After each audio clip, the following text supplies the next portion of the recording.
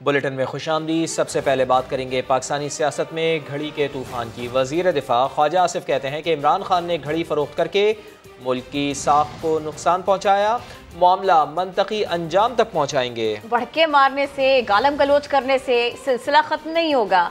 पैसे banking channel से आए या मनी लॉन्ड्रिंग की गई, खरीद और फरोख्त में मुलव्वस लोगों को पाकिस्तान आकर जवाब देना चाहिए। इमरान खान साहब को इस तरह बड़के मारने से, गाली गलोच करने से जो है सिलसिला ख़त्म नहीं होगा। वो कहते हैं कि मैं मुकदमा करूंगा, ये बड़ी अच्छी बात है, वो मुकदमा करें, अदालत में जाएं, सारे का सारा रिकॉर्ड सामने आए। फराह गोगी साहिबा को उन्होंने NRO दिलवाया है पंजाब हुकूमत से। ये मसले जो है ना सारे के सारे अदालत में आएंगे। कहाँ से पैसे आए, बैंकिंग के जरिए आए, बैंकिंग चैनल के जरिए आए, या मनी लॉन्ड्रिंग हुई, या किस तरह पाकिस्तान में पैसा आया। जो लोग इस सारी सेल में इन्वॉल्व थे तो पाकिस्तान में उनको आके जवाबदेह होना चाहिए। उन्होंने इमरान खान के बिहाफ के ऊपर कितने पैसे वसूल किए, एक ऐसे शख्स को जो सारी दुनिया को बददियानत कहता है। सारा कुछ जो है ये मेरा ख्याल है कौम का ये कर्ज है, और ये कर्ज जो है उतारना पड़ेगा। उस खातून के साथ क्या इनका ताल्लुक है? हम जो है एक नहीं दर्जनों इंटेरोगेशन हम लोगों ने, हमारी फैमिलीज ने जो है फेस की हैं। Let Imran Khan face the same law. घड़ी की जो ट्रांजैक्शन जो है पाकिस्तान की इज्जत और वकार को जो ज़ख्म पहुंची है, इस मामले के अंजाम तक जो है इंशाअल्लाह ताला पहुंचेगी। मरियम नवाज का ट्वीट आपसे शेयर करते हैं। इधर उधर की बातें मत करो, रसीदें निकालो। तोशाखाना की कीमती घड़ी के मामले पर मुस्लिम लीग नून की नायब सदर का ट्वीट। उन्होंने क्या लिखा हम आपको बताते हैं। उन्होंने लिखा, घड़ी किस को बेची गई नाम बताओ, पैसा पाकिस्तान कैसे मंगवाया वो भी बताओ। दूसरों को चोर कहने वाला पाकिस्तान का सबसे बड़ा चोर निकला। तोशाखाना की कीमती घड़ी का खरीदार सामने आया तो इमरान खान तैश में आ गए। उमर फारूक के खिलाफ कानूनी कार्रवाई का ऐलान कर दिया। कहा उनके खिलाफ प्रोपेगेंडा किया जा रहा है। घड़ी कितने में बेची, तोशाखाना में सब रिकॉर्ड मौजूद है। आर्मी चीफ की तैनाती के मामले पर भी इमरान खान बैकफुट पर आ गए। बोले हम पीछे हट रहे हैं, हुकूमत जो करना चाहती है कर ले। इमरान खान को सऊदी वली अहद से मिलने वाली इंतहाई कीमती घड़ी सियासत का महवर बन गई। PTI चेयरमैन का घड़ी के खरीदार उमर फारूक के खिलाफ कानूनी कार्रवाई का ऐलान। मैं लंदन में भी केस करूंगा, ये जो शख्स है, ये जो फ्रॉड है, इसके ऊपर मैं दुबई में भी केस करूंगा और पाकिस्तान में भी केस करूंगा। मुझे कम से कम बरतानिया की अदालत को तो मुझे पता है, क्योंकि मैंने वहां एक केस लड़ा हुआ है। इमरान खान ने जहलम में जलसे से वीडियो लिंक खिताब में दावा किया कि घड़ी की फरोख्त का सारा रिकॉर्ड तोशाखाना में मौजूद है। मैं इनकी अकल पे हैरान हूं कि वो सारा केस, वो जो रसीद है वो तो पड़ी हुई है तोशाखाना के अंदर, यानी कि कितनी घड़ी बिकी है वो सब कुछ है, रिकॉर्ड अवेलेबल है। और इन्होंने पूरा प्रोपेगेंडा कैंपेन की। यू टर्न के मास्टर PTI चेयरमैन अपने एक और बयान से पीछे हट गए। आर्मी चीफ की तैनाती के मामले पर पीछे हटने का ऐलान कर दिया।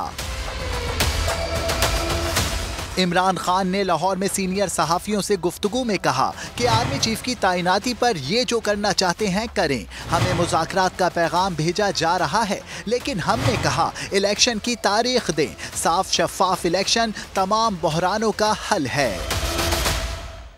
घड़ी के खरीदार उमर फारूक का कहना है कि फवाद चौधरी मेरे अच्छे दोस्त हैं। उन्होंने गुज़िश्ता रात मैसेज करके कहा इल्ज़ामात वापस ले लो। ये भी बताया कि उनके फवाद चौधरी से पहले भी राब्ते रहे हैं। उन्हें दुबई की सैर भी करा चुका हूँ। तफसीली गुफ्तगू देखिए आज रात 10:03 पर समा के program red line with Talat में। इमरान खान साहब ने ट्वीट के जरिए कहा है कि आपको फ्रॉडस्टर कहा है कि आपके खिलाफ आप वो कानूनी चाराजोई करेंगे, और आपकी के बारे में पुराने हवालों से बात भी हो रही है कि ये तो इंटरनेशनली वांटेड है। मुझे कल रात को फवाद चौधरी साहब ने मैसेज किया था जी, तो आप जो है ये जो आपने एलिगेशंस लगाए हैं वापस ले लें, और ये सही बात नहीं है। और आप जो है फवाद चौधरी ने आपको कैसे मैसेज कर दिया? आप उनके पास आपका नंबर है? मेरे बड़ा अच्छा दोस्त है जी। फवाद चौधरी आपके बड़े अच्छे दोस्त हैं? नाराज हो गए जिसकी वजह से। जी जी बिल्कुल, बड़े बड़े अच्छे दोस्त हैं। तो ये तो नई चीज है ना जी, ये तो रीसेंट मैसेज है। तो ये आई मीन अच्छे दोस्त थे। अब मैं तो नहीं कह सकता आज की प्रेस कॉन्फ्रेंस के बाद को वो अच्छे दोस्त हैं कि नहीं है, लेकिन डेफिनेटली मेरा उनसे बड़ा कोर्डियल रिलेशनशिप रहा है। आज से नहीं, कई अर्से से रहा है। वो बेतहाशा मेरे साथ उनकी कम्युनिकेशन रही है। मेरे पास दुबई आए हैं, विजिट किया है, मैंने उनको वाइन मतलब बाहर फिराया तुराया है, सब कुछ किया है। आप फवाद चौधरी को होस्ट करते रहे दुबई में, इनको घुमाते फिराते रहे हैं? जी जी जी बिल्कुल। और दूसरे मिनिस्टर्स के साथ भी आपका राब्ता रहता होगा ज़ाहिर है। फैसल वावड़ा साहब ने भी आपके साथ तस्वीर शेयर की है। I mean you had an ingress with. जी मैं इनके काफी मेंबरांस को जानता हूं जी। I don't want to start naming them, I know a lot of them जी। मैं कारोबारी बंदा हूं। आई हैव उमर फारूक से वजारत मिलने के 1.5 साल बाद मुलाकात हुई। साबिक वफाकी वजीर फैसल वावड़ा का नदीम मलिक लाइफ में इंकशाफ। बोले उमर फारूक से मिलने के लिए आजम खान ने कहा था। दीगर वज़रा की भी उनसे मुलाकात हो चुकी है। उमर साहब से मेरी मुलाकात एक डेलीगेशन के तौर पर बहुत ऑफिशियल हुई है और उसमें कोई चकी चुपी कोई गलत काम नहीं हुआ। बाकी वजीर भी मिले। आप कब मिले थे? मेरे ख्याल से मेरी वजारत आने के 1-1.5 साल बाद। तो तकरीबन वही टाइम फ्रेम बनता है जो हम डिस्कस कर रहे हैं। 19 का एंड या 20 की बिगिनिंग या मिड। आपको मीटिंग के लिए किसने बोला था? मुझे वजारत ने भी कहा था और मुझे आजम खान साहब का भी फ़ोन आया था कि डेलीगेशन आया हुआ है। अगर ऐसा कोई आदमी सपोजिटली गलत आदमी मिल रहा हो किसी वजीर से, तो IB उस टाइम की और उस टाइम की ISI जिसके चीफ आपको पता है दोनों के कौन थे, उनका काम होता है और वो मिलने नहीं देते। सो उस वक्त तक तो मेरा नहीं ख्याल कि उमर साहब के ऊपर कोई ऐसा एलिगेशन था। तो संजरानी साहब बस चंद दिनों के मेहमान है, ये आपका ख्याल है? मेरा ख्याल नहीं है। अल्लाह के हुक्म से मेरी कन्विक्शन है इसके ऊपर। जब उनके ऊपर नो वोट ऑफ कॉन्फिडेंस आएगा तो मेरे ख्याल से उससे पहले ही वो रिजाइन कर देंगे। घड़ी मुल्की सियासत में घड़ी का चर्चा है जनाब। फवाद चौधरी ने दावा किया है कि घड़ी फराह गोगी के हवाले कभी नहीं की गई। अता तारड़ ने PTI रहनुमा के दावे को मुस्तरद कर दिया। रहनुमाओं की लफ्जी गोलाबारी आप भी देखिए। मैंने $2 मिलियन में ख़रीदी थी। शहजाद अकबर साहब ने कॉल किया, उन्होंने कहा जी कि आपसे जो है फराह गोगी रब्ता करेंगी। उन्होंने मुझे कॉल किया, वो मेरे दफ्तर आई, उन्होंने मुझे ये सेट दिखाया। उमर ज़हूर नाम के किसी शख्स को ये घड़ी नहीं बेची गई, ना ही ये घड़ी कभी जो है वो फराह गुजर उनके जो है वो हवाले की गई। फराह गोगी दुबई जाती है, प्राइवेट जेट पे जाती है। वो $2 मिलियन जो कि 35 करोड़ रुपया बनता है, 35 करोड़ में इस घड़ी को बेचती है। लोगों को बनाया जाता है तोते की तरह और टेलीविजन पर तुमने ये कहानी पेश करनी है। घड़ी उसके पास, कफलिंग्स उसके पास, पेन उसके पास, उसने नाम बताए हैं मेरे पास कौन आया था, कैसे आया था। हम उमर ज़हूर के खिलाफ दुबई में कानूनी कार्रवाई का आगाज कर रहे हैं। कहते हैं वो शख्स जो लाए हैं टीवी पे वो तो फ्रॉड है। वो कहता है कि आप मुझे अदालत में बुलाएं, मैं इसके सबूत दूंगा। जिस डीलर को ये बेचा गया उस डीलर ने इसको सेट को आगे बेचा है। उसके पास वो घड़ी कैसे पहुंची है, और अगर उसके पास घड़ी वो मौजूद है तो किस तरीके से गई है? लोगों के ऊपर राज कर रहा है, वो लोगों की निगाहें गिराने की कोशिश कर रही है। ये लोग केस कीजिए, जरूर कीजिए, हमें क्या एतराज है।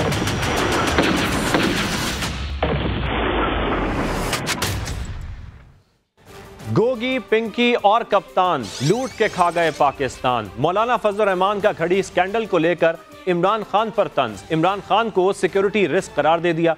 प्रेस कॉन्फ्रेंस में बोले दुश्मन इतना नुकसान नहीं पहुंचा सकता जितना इमरान खान ने मुल्क को पहुंचाया। इलेक्शन कमीशन ने चोर करार दिया, घड़ी चोर। नई नई कहानियां आ रही हैं। कीमती घड़ी आपने बाजार में जाकर देखिए। गैंग है करप्शन का। गोगी, पीरनी और कप्तान लूट के खा गए पाकिस्तान। अवाम की नजर में ये गद्दारी न हो तो क्या हो। इमरान खान ने दुश्मन का नुमाइंदा बनकर दाखिली जारहियत का इर्तिकाब किया है। पाकिस्तान के दिफाई इदारे भी उनकी जारहियत से महफूज नहीं। वो जो कागज लहराते थे, झूठा कागज, अभी आप कह रहे हैं वो किस्सा मारी ना, आज वो बयानिया दफन हो गया। लॉन्ग मार्च है या जो भी आप उसको नाम दें, आज जो फॉरेन फंडिंग केस के जरिए से इसको चलाया जा रहा है। अगर हमने दावत दे दी तो आपके पूरे पंजाब की हुकूमत एक तरफ और हमारा कारकुन और हमारा आवाम एक तरफ पर लॉन्ग मार्च को तहस नहस का करेंगे। इमरान खान का किरदार इस वक्त एक सातिरुल अक्ल शख्स भावलापन है उसका। पाकिस्तान की एक भी सलाहियत इंडिया के निशाने पर भी है और इमरान खान के निशाने पर। घड़ी का मामला तो है, लेकिन मुश्किल की घड़ी ये बन सकती है क्या, वो बताते हैं आपको। साबिक सेक्रेटरी इलेक्शन कमीशन कुंवर दिलशाद का कहना है कि तोशाखाना केस में इमरान खान पर सजा की तलवार लटक रही है। घड़ी फरोख्त के मामले पर भी मुकदमा हो सकता है। साबिक DG FIA बशीर मेमन कहते हैं घड़ी दुबई स्मगल की गई, फराह गोगी के खिलाफ स्मगलिंग का पर्चा कट सकता है। घड़ी तोशाखाना से कब खरीदी गई, फरोख के बाद पैसा मुल्क कैसे आया, कई सवालात खड़े हो गए। साबिक सेक्रेटरी इलेक्शन कमीशन कुंवर दिलशाद कहते हैं मामलात इमरान खान के हक में नहीं जा रहे। ये सबसे बड़ा अहम केस होगा कि ये पैसा पाकिस्तान में कैसे गया। दूसरे का जी मैंने कैश दिया, अब ये पूछा जाएगा इनसे जो कैश दिया है तो आपके पास आपके किसके जरिए आया, हुंडी के जरिए आया या ब्रीफ केस में लेके आप पाकिस्तान में आ गए। तोशाखाना का केस बहुत सीरियस केस है। इमरान खान पर नाहरियत की भी तलवार लटक रही है और सजा की तलवार भी लटक रही है। साबिक DG FIA बशीर मेमन ने दावा किया कि घड़ी को स्मगल करके पाकिस्तान से दुबई ले जाया गया। स्मगलिंग का पर्चा कट सकता है। वो स्मगल हुई घड़ी दुबई, तो वो बेची गई 28 करोड़ रुपए में, डिक्लेयर किया गया 2 करोड़ में जाहिर किया गया। ये मिस डिक्लेरेशन हो गई उसकी FBR की। FBR को भी नोटिस लेना चाहिए इस पे। फिर दूसरा, ये पैसे जो कैश आए पाकिस्तान, तो ये मनी लॉन्ड्रिंग हो गई। फराह गोगी साहिबा पे स्मगलिंग का पर्चा बनता है, दूसरा बनता है कैश स्मगलिंग इनटू पाकिस्तान। कुंवर दिलशाद ने मजीद कहा कि इमरान खान को सूरत हाल का अंदाजा है, इसलिए उन्होंने इलेक्शन कमीशन को अपने निशाने पर रखा हुआ है। फराह खान और शहजाद अकबर के रेड वारंट जारी किए जाएं। मुस्लिम लीग की खातून रुकन सुमेरा कोमल ने पंजाब असम्बली में करारदाद जमा करा दी है। करारदाद में कहा गया है कि सऊदी वली अहद से बतौर तोहफ़ा मिलने वाली घड़ी फ़रोख्त करके रियासत का मजाक बनाया गया। ये वज़ीर आज़म के मनसब की तौहीन है। मनपसंद अफसर की बतौर कन्वीनर तकर्री के बाद इमरान खान हमले की तहकीक़ात के लिए बनाई गई JIT का पहला इजलास कल होगा। वफाकी वज़ारत दाखिला ने महकमा दाखिला पंजाब की तहकीक़ाती टीम पर एतराज़ उठा दिया है। महकमा दाखिला पंजाब को लिखे गए मुरासले के मुताबिक जॉइंट इन्वेस्टिगेशन टीम में शामिल तमाम अरकान का ताल्लुक़ पंजाब पुलिस से है। तहकीक़ाती टीम में किसी और एजेंसी और खुफिया इदारे का नुमाइंदा शामिल नहीं है। वफाकी वज़ारत दाखिला का कहना है कि JIT में ISI और IB के नुमाइंदे भी शामिल किए जाएँ। मुरासले के मुताबिक मुअत्तल अफसर को JIT का सरबराह बनाने से शफाफ तहकीक़ात मुमकिन नहीं। सुप्रीम कोर्ट में तहरीक इंसाफ के मार्च के खिलाफ दरखास्त समाअत के लिए मुकर्रर। चीफ जस्टिस की सरबराही में 3 रुकनी बेंच कल समाअत करेगा। PTI मार्च के खिलाफ JUI के सेनेटर कामरान मुर्तज़ा ने दरखास्त दायर कर रखी है। समाअत के लिए चीफ जस्टिस उमर अता बंदियाल की सरबराही में कायम बेंच में जस्टिस आयशा मलिक और जस्टिस अतहर मिनल्लाह भी शामिल हैं। तौहीन अदालत केस इमरान खान और उनके वकला बाबर अवान और फैसल चौधरी ने सुप्रीम कोर्ट में जवाब जमा करा दिए। चेयरमैन PTI का 25 मई की शाम सुनी सुनाई बातों पर D चौक पहुंचने का वीडियो पैगाम जारी करने का एतराफ। बाबर अवान ने सारा मलबा असद उमर पर डाल दिया। शहजाद अली की रिपोर्ट में देखिए। हुकूमत की सुप्रीम कोर्ट से इमरान खान के खिलाफ तौहीन अदालत की कार्रवाई के लिए इस्तदा पर बड़ी पेशरफ्त सामने आ गई। चेयरमैन PTI ने 25 मई का D चौक जाने का ऐलान ढके छुपे अल्फाज में नादानिस्ता गलती तो मान लिया, मगर इसके बावजूद अदालत से माफी नहीं मांगी। खुद को बचाने के लिए कारकुनों और वकला की आड़ ले ली। इमरान खान ने अपने दस्तखतों से अदालत में जमा कराए गए बयान में कहा कि जानबूझकर सुप्रीम कोर्ट की हुक्म अदूली नहीं की। मुझे 25 मई को अदालती हुक्म बारे आगाह नहीं किया गया। शाम 6:45 का वीडियो पैगाम कारकुनों की मालूमात की बुनियाद पर जारी किया। नादानिस्तगी में उठाए गए कदम पर अफसोस है। खुफिया इदारों की रिपोर्ट अदालती हुक्म अदूली साबित नहीं करती। ये हकाइक के खिलाफ और यकतरफा है। किसी वकील को सुप्रीम कोर्ट के केस में शामिल होने का नहीं कहा था। तहरीक इंसाफ के वकील बाबर अवान ने अपने जवाब में कहा, असद उमर की जुबानी हिदायत पर सुप्रीम कोर्ट को यकीन दहानी कराई। अदालत को इरादी या गैर इरादी तौर पर गुमराह नहीं किया। अदालती हुक्म के मुताबिक PTI की आदत से मुलाकात का इंतजाम हुकूमत की जिम्मेदारी थी, जो उसने पूरी न की। दूसरे वकील फैसल चौधरी ने भी जवाब में बाबर अवान जैसा मौक़िफ़ अपनाया।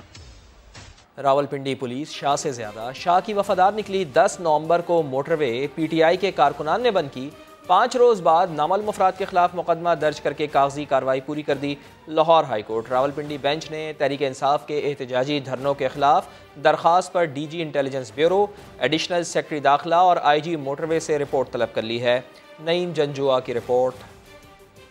Lahore high court Rawalpindi bench ने पुलिस को मोटरवे बंद करने वाली PTI मुजाहिरीन को प्रोटोकॉल देने का मुर्तकिब करार दे दिया। DIG मोटरवे की सरजनिश CPO रावलपिंडी को मेडिकल रिपोर्ट देने पर अदालत से माफी मांगना पड़ी। अदालत ने DG, IB, वजारत दाखिला और IG मोटरवे से 23 नवंबर तक रिपोर्ट मांग ली। जस्टिस मिर्जा वक्कास रऊफ ने समाअत के दौरान DIG मोटरवे पुलिस से इस्तफसार किया कि एहतजाजी मुजाहिरीन ने पूरी मोटरवे ब्लॉक कर दी। आप कहाँ थे? कोई भी 10 बंदे लाकर मोटरवे बंद कर दे, आप तमाशा देखते रहेंगे? लगता है पुलिस एहतजाजी मुजाहिरीन को प्रोटोकॉल देती रही। यकीनी बनाया जाए धरनों से अवाम को किसी किस्म की तकलीफ न हो। अदालत ने खिंचाई की तो पुलिस और इंतजामिया की अकल ठिकाने आ गई। इन्वेस्टिगेशन अभी होगी, इन्वेस्टिगेशन में फिर लोगों के नाम आएंगे, फिर उस हिसाब से करेंगे जिस तरह से कोर्ट की डायरेक्शन होगी। डायवर्जन वगैरह लगाएंगे, सब कुछ होगा, ट्रैफिक प्लान भी होगा और सारा प्लान के मुताबिक होगा। लेकिन फैसले के आने तक ना मैं तो कहूँगा वेट करें, तो मेन डायरेक्शन और फाइनल ऑर्डर में। इधर पंजाब पुलिस ने चापलूसी की इंतहा करते हुए 10 नवंबर को मोटरवे बंद करने की FIR नामालूम अफराद के खिलाफ काट दी। हालांकि कानून की ये खिलाफ वर्जी जुल्फी बुखारी की सरबराही में PTI ने की थी। PTI के ट्विटर अकाउंट पर मोटरवे बंद करने का ऐलान तस्वीरों के साथ अभी तक मौजूद है। चेयरमैन नैब आफ्ताब सुल्तान पब्लिक अकाउंट्स कमेटी में पेश हो गए। अरकान को यकीन दिलाया कि खैबर पख्तूनख्वा के मेगा करप्शन केसेस को जल्द अज जल्द मंतिकी अंजाम तक पहुंचाया जाएगा। नैब पर किसी भी दबाव से उन्होंने इनकार किया। उस्मान खान रिपोर्ट करेंगे। चेयरमैन PSC नूर आलम खान ने KP करप्शन केसेस में ताखीर पर नैब सरबराह के सामने कई सवालात उठा दिए। बोले कि BRT मंसूबे में कैश पेमेंट हुई, बड़ा फ्रॉड किया गया, बिलियन ट्री सुनामी, हेलीकॉप्टर इस्तेमाल, खैबर बैंक और SDGs प्रोग्राम केसेस भी नैब को भेज दिए थे। लगता है इन पर पेशरफ्त ताखीर का शिकार है। नैब चेयरमैन ने जवाब दिया, BRT और मालम जब्बा केसेस बंद थे, हमने दोबारा खोले। कोशिश होगी 6 माह से पहले फाइनल कर दें। KP हुकूमत को हेलीकॉप्टर इस्तेमाल करने वालों से रिकवरी का कह दिया है। चाहता हूँ जो कुछ अदालत के सामने रखें उसमें सदाकत हो। आफ्ताब सुल्तान कमेटी से निकले तो मीडिया ने उन पर सवालात की बौछार कर दी। प्रेशर किसका था इन केसों में? मेरे पे कोई प्रेशर नहीं। इसकी बात कर। पहले मोशन केस की डाला गया था, मुझे नहीं पता। मैं अपनी बात करूंगा, मेरे पे कोई प्रेशर नहीं। सर, जो PTI के खिलाफ जो केसेस है नैब में जो अभी नए आए उसमें क्या पेशरफ्त हुई है सर? I can't comment. मैंने कानून का आपको हवाला भी दिया। चेयरमैन साहब, आप अपने इदारे के मुतालिक बात कर लें तो आपके इदारे के अफसरान के ऊपर भी बड़े सवालात उठते रहे, पार्लियामान के अंदर भी। अब नहीं उठेंगे इंशाल्लाह। चेयरमैन PSC का कहना था कि सियासी इंतकाम पर यकीन नहीं रखते, मगर केसेस में कोई ताखीर नहीं होनी चाहिए। पूरे मुल्क के करप्शन केसेस पर काम तेज होता देखना चाहते हैं। उस्मान खान, समा, Islamabad. Army chief general Qamar Javed Bajwa का कराची का दौरा। ISPR के मुताबिक सिपा सालार ने आइडियाज़ 2022 के मुख्तलिफ स्टॉल्स का दौरा किया। मलिर गैरजन भी गए, यादगार शहदा पर फूल चढ़ाए।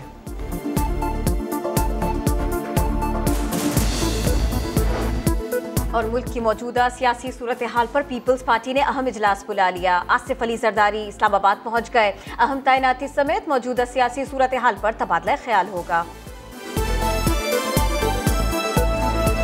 Army chief general Qamar Javed Bajwa ने कराची का दौरा किया। हम कराची की बात करते हैं। कराची में दिफाई नुमाइश जारी है, इसी का तस्करा करते हैं, इसी की तफसील भी आपको देते हैं। बिल्कुल, इसके बारे में बताएंगे और आपको ये बताएं कि ISPR के मुताबिक core commander Karachi lieutenant general Mohammad Saeed ने आर्मी चीफ का इस्तकबाल किया। जनरल कमर जावेद बाजवा ने आइडियाज़ 2022 की नुमाइश में शरीक वफूद और मंदूबीन से बातचीत की। आर्मी चीफ ने मलिर गैरजन का भी दौरा किया और यादगार शहदा पर फूल चढ़ाए। आर्मी चीफ ने अफसरान और जवानों की पेशा वराना महारत और लगन को सराहा। कराची में दिफाई नुमाइश जारी है। Army chief general Qamar Javed Bajwa ने आलमी दिफाई नुमाइश में पाकिस्तानी साख्ता ड्रोन का इफ्तिताह किया। नुमाइश में अल-खालिद 1 टैंक और एंटी क्राफ्ट गन तवज्जो का मरकज बने हुए हैं। इस हवाले से रिपोर्ट कर रहे हैं अहमद रहमान खान।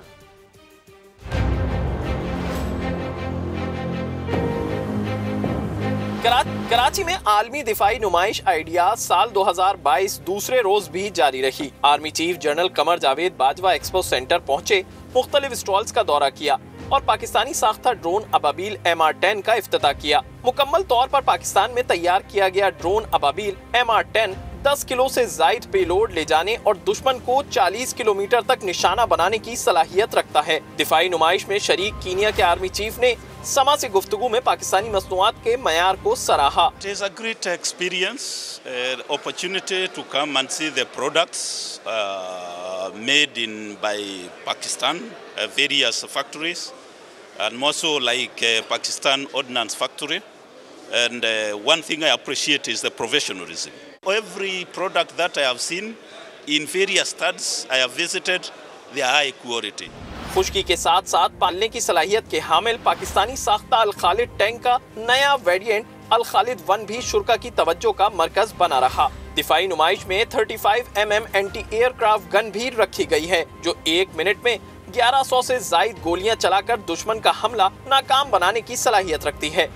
पहाड़ी इलाका हो या फिर रेगिस्तान हो या फिर रेत वाला इलाका हो, वहाँ पर ये ऑटोमेटिक सिस्टम इसका मौजूद है, जिसमें अपने आप को बैलेंस कर लेती है और इसके टायर्स जो हैं वो ऊपर की जानिब जो है वो शिफ्ट हो जाते हैं। पाकिस्तान एविएशन इंजीनियरिंग स्कूल का तैयार करदा फ्लाइट सिमुलेटर भी दिफाई नुमाइश की जीनत बनाया गया है। पाकिस्तान में तैयार किए गए सिमुलेटर की खास बात यह है कि इसमें एक वक्त में 2 अफराद को तरबियत दी जा सकती है।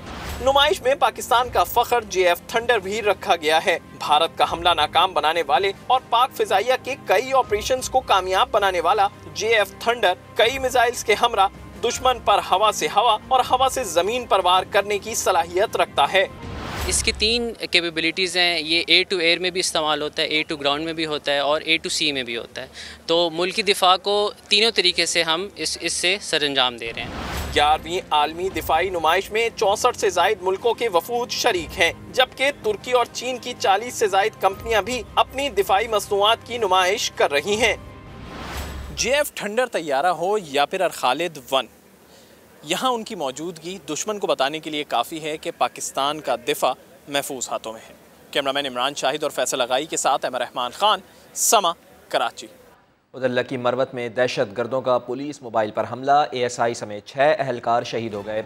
IG खैबर पख्तूनख्वा ने दहशत गर्दी को जड़ से ख़त्म करने का अज़्म किया है।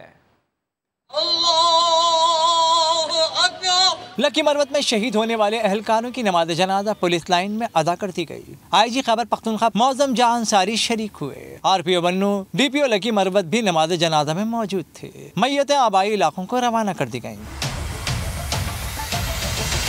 मीडिया से गुफ्तगू में IG मौजम अंसारी ने वाक़े की मजम्मत करते हुए इस अज़्म का इजहार किया कि दहशत गर्दी को जड़ से ख़त्म कर देंगे। हम इस बात का अहद भी करते हैं कि इंशाल्लाह इस जमीन को, इस धरती को हर किस्म की दहशतगर्दी से पाक करेंगे।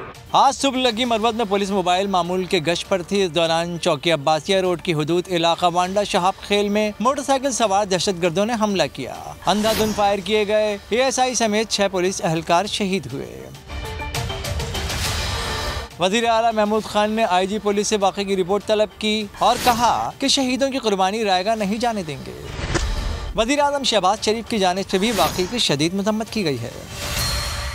जिला बाचोड़ में फोर्सेस और दहशत गर्दों के दरमियान फायरिंग के तबादले में 2 सिक्योरिटी एहलकारों ने जामे शहादत नोश कर लिया। फोर्सेस की कार्रवाई में एक दहशतगर्द मारा गया। हलाक दहशतगर्द सिक्योरिटी फोर्सेस के खिलाफ मुख्तलिफ कार्रवाइयों में मुलव्विस था। कराची प्रेस क्लब के बाहर डॉक्टर्स और पैरामेडिकल स्टाफ का एहतजाज 10वें रोज़ भी जारी है। मुजाहिरीन ने आइडियाज़ की वजह से रेड जोन में दाखिल होने का मंसूबा मुलतवी कर दिया है। कोरोना रिस्क अलाउंस की बहाली के लिए डॉक्टर्स पैरामेडिकल स्टाफ के एहतजाज को 10 रोज़ हो गए हैं। एहतजाजी मुजाहिरीन प्रेस क्लब के सामने एहतजाज कर रहे हैं। मुजाहिरीन का कहना है कि मुतालबात की मंजूरी तक एहतजाज जारी रहेगा। Chairman People's Party Bilawal Bhutto ने सिंध के डॉक्टर्स और हेल्थ वर्कर्स को दीगर सूबों की तरह अलाउंसेस देने की हिदायत कर दी। लाठी गोली की सरकार नहीं चलेगी, नहीं चलेगी। लाठी गोली की सरकार नहीं चलेगी, नहीं चलेगी। कराची में हेल्थ रिस्क अलाउंस और तनख्वाहों में इजाफे के लिए डॉक्टर्स और हेल्थ वर्कर्स का एहतजाज जारी है। मुजाहिरीन के मुतालबात पर JLA लीडर और पार्टी रहनुमाओं के बयान में तजाद सामने आ गए हैं। Chairman People's Party Bilawal Bhutto ने डाउ यूनिवर्सिटी के दौरे के मौके पर वज़ीर आला सिंध को बजट के मुताबिक दीगर सूबों की तरह हेल्थ वर्कर्स को रिस्क अलाउंस देने के लिए पॉलिसी बनाने की हिदायत कर दी। पैरामेडिकल कम्युनिटी के साथ हेल्थ रिस्क के बारे में, हेल्थ रिस्क अलाउंस के बारे में सिंध का जो प्रायोरिटीज है वो सबसे आगे हैं। और आज भी अगर कोई और सूबा सिंध हुकूमत से ज़्यादा प्रोवाइड करता है तो मैं आप सब के सामने CM सिंध को हिदायत देता हूँ कि वो ही निज़ाम हमारा सूबा में चलना चाहिए। पार्टी लीडर की हिदायत के बरखिलाफ वजीर सेहत सिंध डॉक्टर अजरा पीछो हेल्थ रिस्क अलाउंस के मुतालबे को नाजायज और डॉक्टरों और पैरामेडिकल स्टाफ के एहतजाज को बिला जवाज करार दे चुकी हैं। हेल्थ रिस्क अलाउंस जो था वो कोविड की वजह से दिया गया था और इसलिए इसको ख़त्म किया गया है क्योंकि इसकी ज़रूरत अब नहीं महसूस हो रही थी। मैं समझती हूँ कि बहुत ही नाजायज़ सवाल है इनका। सूबाई वजीर सेहत की तरह एडमिनिस्ट्रेटर कराची मुर्तज़ा वहाब भी हेल्थ रिस्क अलाउंस देने की मुखालफत कर चुके हैं। सिंध असेंबली के अतराफ में लोगों ने धरना दिया हुआ है। मैं समझता हूँ सरकार से आप तनख्वाह लेते हैं काम करने की, ये जो हमारे यहाँ एक कॉन्सेप्ट आ गया कि काम ना करो तनख्वाह लो, ये गलत है। ये जो एक और कॉन्सेप्ट आ गया कि तनख्वाह भी हमारे हिसाब से होनी चाहिए कि हमें फ़ला अलाउंस दो, फ़ला अलाउंस दो, फ़ला अलाउंस दो, मैं इससे भी इत्तफाक नहीं करता। मैं समझता हूँ ये गलत चीज़ है। हेल्थ रिस्क अलाउंस के लिए डॉक्टर्स और हेल्थ वर्कर्स ने एहतजाज का सिलसिला अक्टूबर से शुरू कर रखा है और गुज़िश्ता 10 दिनों से सिंध सेक्रेटेरिएट के बाहर मुजाहरे और कराची प्रेस क्लब पर धरना दे रहे हैं। मुजाहिरीन और पुलिस में झड़पें हुई और वाटर कैनन का इस्तेमाल भी किया गया। इस दौरान खवातीन समेत 50 हेल्थ वर्कर्स को हिरासत में लेकर बाद में रिहा कर दिया गया।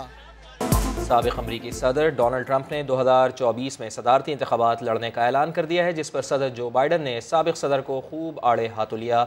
आलमी खबरसां इदारे के मुताबिक अमरीकी सदर जो बाइडन ने कहा कि ये ट्रंप ही थे जिन्होंने अपनी शिकस्त को तस्लीम करने के बजाय मुश्तइल हुजूम को तशद्दुद पर उकसाया, जिसके नतीजे में कांग्रेस की इमारत पर हमला हुआ और कीमती जानों का नुकसान हुआ।